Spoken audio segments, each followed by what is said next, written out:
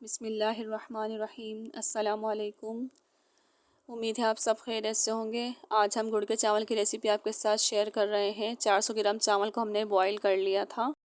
अब एक पतीली में हम 300 ग्राम गुड़ ऐड कर रहे हैं और 1 गिलास पानी के साथ हम इसे बॉईल कर लेंगे। इसको अच्छी तरह पका लेंगे।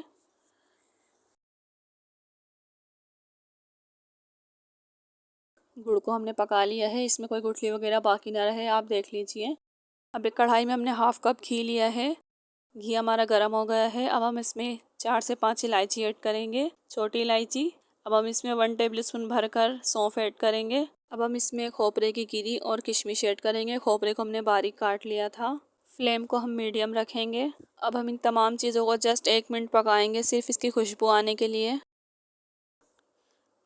अब हम इसमें गुड़ की चाशनी ऐड करेंगे। अगर आप चाहते हैं कि आपके गुड़ वाले चावल बहुत नरम बने तो आप गुड़ को ज़्यादा नहीं पकाएंगे, सिर्फ 2 मिनट हम इसे पकाएंगे। ये रेसिपी हम सेला चावल से बना रहे हैं। आप चाहें तो ये रेसिपी बासमती चावल से ही बना सकते हैं, जो आपको मुनासिब लगे। चावल जो हमने बॉईल किए थे वो ऐड करेंगे।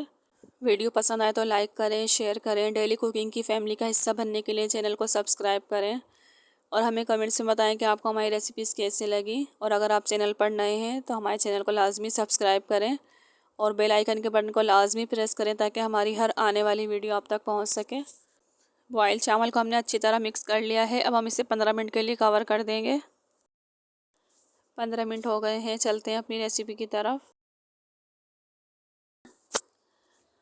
माशाल्लाह गुड़ के चावल हमारे बन के तैयार हो गए हैं। आप भी रेसिपी एक बार ज़रूर ट्राई कीजिएगा, क्योंकि बच्चे बड़े सभी शौक़ से खाते हैं। अब हम डिश आउट करके आपको इसका फ़ाइनल लुक दिखाएंगे।